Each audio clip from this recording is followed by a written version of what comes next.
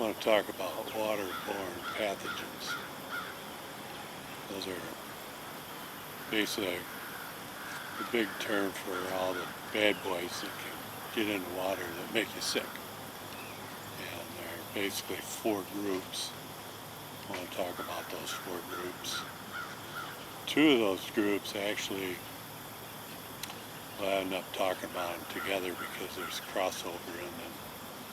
And parasites is something that most people are kind of familiar with. When it comes to water and making you sick, they realize that parasites are in them that can make you sick. And then there's another group that's called protozoa. Now, these two kind of cross over. Protozoa basically are one-celled organisms, and so they are protozoa. Now there are certain protozoa that are also parasitic, parasite. And Giardia is one of the big boys that we all realize. People from the United States here, they'll go to Mexico and they'll drink some of the water, and they'll end up getting Giardia. And Giardia will make them sick, and they'll end up diarrhea and vomiting. And Giardia is a one-celled organism, and it is a parasite. Basically, it will attach itself to the little colon in the wall, and then it'll start reproducing, and then they will in turn attach themselves, and so you end up getting a colony of them started there, and they're basically chewing on your colon, and that's what makes you sick. And now there are parasites that are more than one cell, and so parasites is a group in itself because it includes those that are more than one cell.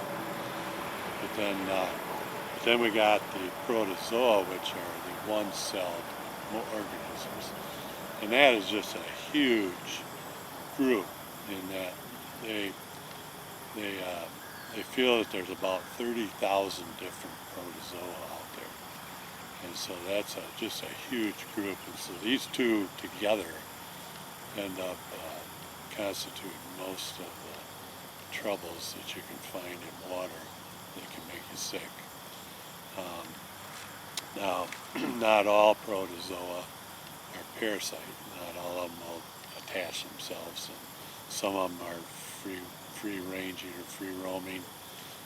Malaria is one of the protozoa that will free roam around your system. Most everybody, knows that you get those from mosquito bites, but you can also get it from drinking water that has the protozoa in it. And so malaria is a big one. So these two groups are huge.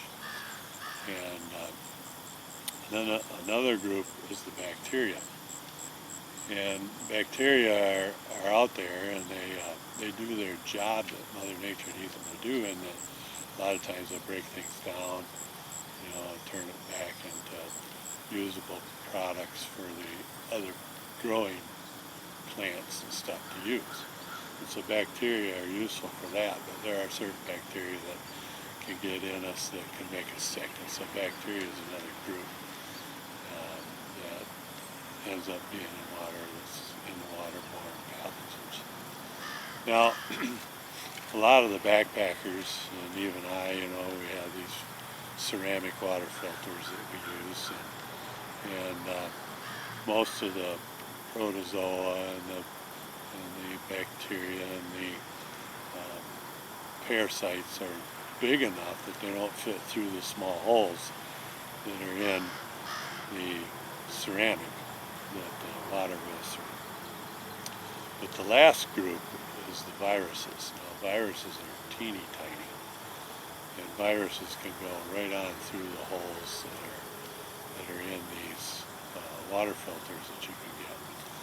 And I have a thing that I have been dealing with for over 20 years, and the doctors at this point feel that I was up in Canada, and I was using a water filter up there in a lake, and ended up having a virus come through, and I caught that virus. I haven't realized what kind it is or anything, but it ends up hitting my liver and my colon, and gives me mild hepatitis every winter. So I end up getting sick from it over and over and over again every year. And so I'm kind of fussy about water. And I do want to introduce this, then, that the water filters do not filter out viruses. And so there are different ways. Those are basically the 4 groups of waterborne pathogens. Now there are different ways that you can treat water. And a lot of backpackers and a lot of campers and stuff will take a water filter. And we already know that there can be a problem with that when it comes to viruses.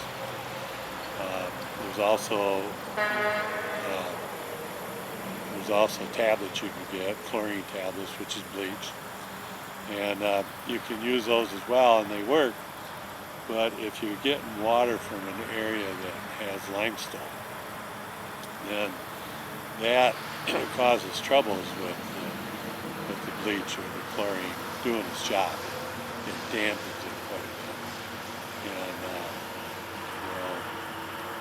and those areas that have limestone are just a lot of areas that have limestone. So you can get these iodine, and iodine works on most everything or a few things that it's a little weak in, and you can get that. Now both of those that you can get, they end up causing water to taste funny.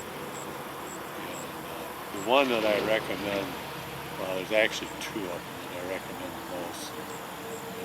The one is boiling, and when you get into a survival situation, a lot of times you ask the question, well, how do I boil water if I don't have a pan? Well, we're talking about rock boiling, and you'll see that on the video there. We'll look at that and see how to do that. And another thing is really good is the gypsy well, because Mother Nature has the sand, and the sand is a very good filter, and it will filter all 4 of those bad boys. And so the gypsy well and the sip wells, they both work really well. And you don't have the problems with boiling, and that when you boil water, you end up boiling oxygen out. And so when you go to drink it, it tastes funny. Well, if you get 2 containers and pour it back and forth, a lot of times you can re-oxygenate that water, and that'll be better then. So, but gypsy wells, it has it doesn't have those taste problems. It doesn't have the problems that the tablets do, and it's good clean water. So go check that out. That works really well. So waterborne pathogens, those are the ones that make you sick. There are 4 of them.